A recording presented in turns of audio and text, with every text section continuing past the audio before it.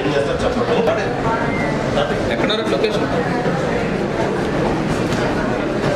Deputy CO గారికి, మా జిల్లా సిబ్బందికి, జిల్లా స్థాయి అధికారికి, ఇరు జిల్లా తీసుకెళ్ళి ఆ సమస్యకు పరిష్కారం తీసుకురావడం, అనేక సమస్యలకి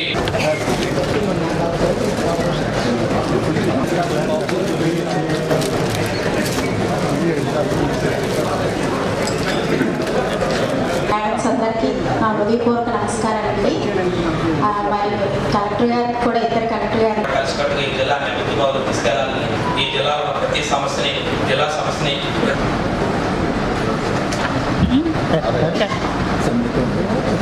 బయట పెట్టుకుంటే ఎవరైనా మనం క్యాకేస్ డిపార్ట్మెంట్ స్టాఫ్ ఈ జిల్లా పరిషత్తు ఉమ్మడి జిల్లాగా ఏర్పడింది. ఇప్పుడు మన రెండు రోజులుగా నీటితో ఉండి ఇప్పుడు కూడా పంటలు పండే కార్యక్రమం ఉంది. ఇంకా దాన్ని ఎప్పటికప్పుడు నాకైనా ఖచ్చితంగా దాన్ని త్వరితగతంగా పూర్తి చేయాలని చెప్పి మిమ్మల్ని కోరుకుంటూ, అలాగే ఈ వ్యవసాయ ఆధారిత ప్రాంతంలో ముఖ్యంగా గౌరవ ఆనాటి ముఖ్యమంత్రి గారు దాన్ని శంకుస్థాపన చేసి దానికి సంబంధించి ల్యాండ్ అంతా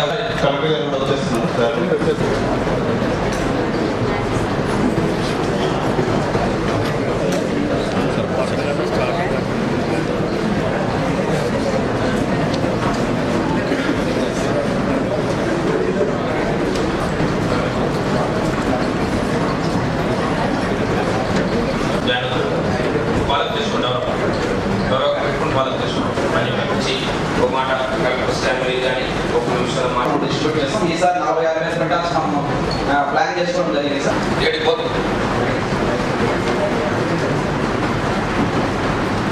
అందరం కలిసి పనిచేయాలని చెప్పి అనుకున్నాం. దాని మీద స్పెసిఫిక్ గా వారు ఇద్దరు మంత్రులు చెప్పారు, ఇద్దరు కలెక్టర్లు కూడా చెప్పారు.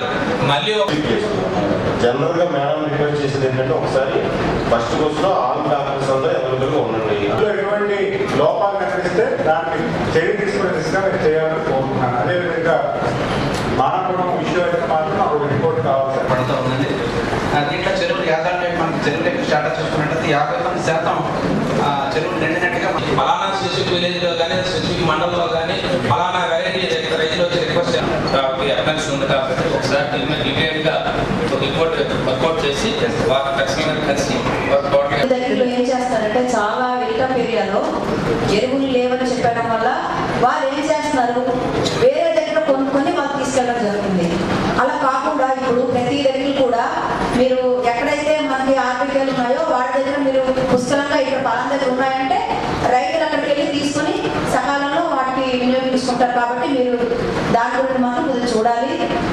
ప్రాజెక్ట్ పరిధిలో ఉన్న శివారు ప్రాంతాలకి ఇంతవరకు ప్రాజెక్ట్ ఏర్పాటు నుంచి 67 గ్రామం ఏదైతే 50% ఉంది సార్, మటవల్స్ కూడా 50% ఉంది సార్.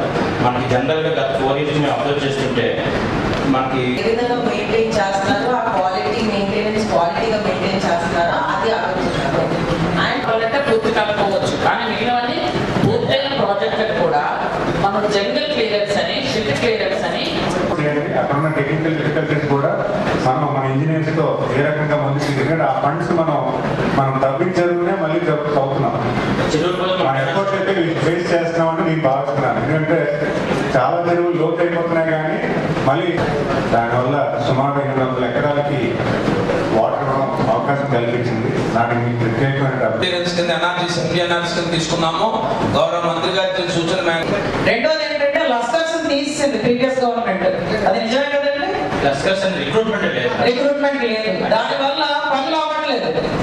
అది కూడా ఇంకొక ప్రాబ్లం. అది దానివల్ల వాళ్ళు చేయలేకపోతున్నారు. చాలా పనులు ఇచ్చారు. 30 PHCలు ఉన్నాయి, అందులో ఇన్ని అంబులెన్స్లు ఉన్నాయి, 104 ఉన్నాయి, 108 ఉన్నాయి. అదన్నీ రైట్ ఎందుకంటే ఫిజికల్గా లేదు. when you reporting, submitting మినిస్టర్స్కి, చైర్మన్కి అందరికీ ఇస్తున్నప్పుడు అది ఒకసారి క్రాస్ చెక్ చేయాలి. మన ఏదైతే డయాలసిస్లు ఉన్నారో అక్కడే 14 బెడ్లు అంతే కదా. ఎక్కడ కూడా గ్రామంలో వాళ్ళు చేంజ్ చేసుకోకుండా చేంజ్ చేసుకుంటారు. చేసినప్పుడు ఒక గ్రామ సభ పెట్టి ఆ గ్రామ సభలో వాళ్ళు ఏదైనా అలా గతంలో పరిస్థితి ఉండేది. ఎప్పుడైతే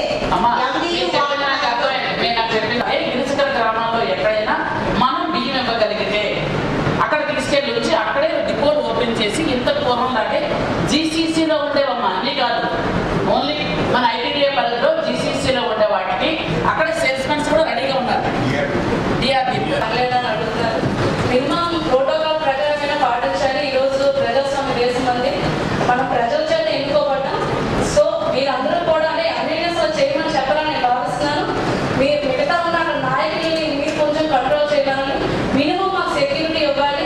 ఎందుకంటే మహిళా ప్రజాప్రతినిధులు మేమంతా కూడా ఈరోజు మా ప్రభుత్వం వచ్చినప్పుడు 60% రిజర్వేషన్ వచ్చి ఈరోజు మేమందరం కూడా గౌరవంగా ఉన్నాము.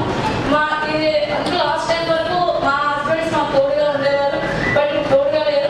మనం లాస్ట్ టైం కూడా అక్కడ చెప్పే విధానానికి చెప్పకూడదు, ఈ మహిళ అయింది అంటే ఏదైనా రెడ్డి గారు రాజ్యాంగం ఉల్లంఘన చేసినప్పుడు మహిళల్ని కష్టాలు చేస్తారు. ఈరోజు ఫస్ట్ టైం జిల్లా పరిషత్ మీటింగ్కి వచ్చాం మేమంతా. మొట్టమొదటిసారి ఎమ్మెల్యే అయిన అందరూ. నేను మొదటి ఎమ్మెల్సీగా ఉన్నప్పటికీ కూడా శాసనసభ్యురాలుగా ఇదే మొదటిసారి. నాకు కానీ మా సోదరుడు శ్రీనివాస్ గారు కానీ మంత్రివర్యులకు ఆయనకైనా మొదటిసారి ఎమ్మెల్యేలు, మొదటిసారి మంత్రులయ్యాం. ఈరోజు జిల్లాలో ఏ విధంగా ఉంది పరిస్థితులు అని చూడడానికి వచ్చాం. ముఖ్యంగా ఏంటంటే ఉమ్మడి జిల్లా చాలా సంతోషంగా అనిపిస్తుంది. ఎందుకంటే కలిసి ఉన్నప్పుడు చాలా బాగుండేది. ఇప్పుడు విడిపోయి ఇటువైపు 5 అటువైపు 4 అయిపోయినాయి. ఇప్పుడైనా మీ జిల్లా మా జిల్లా అనుకోవాలి.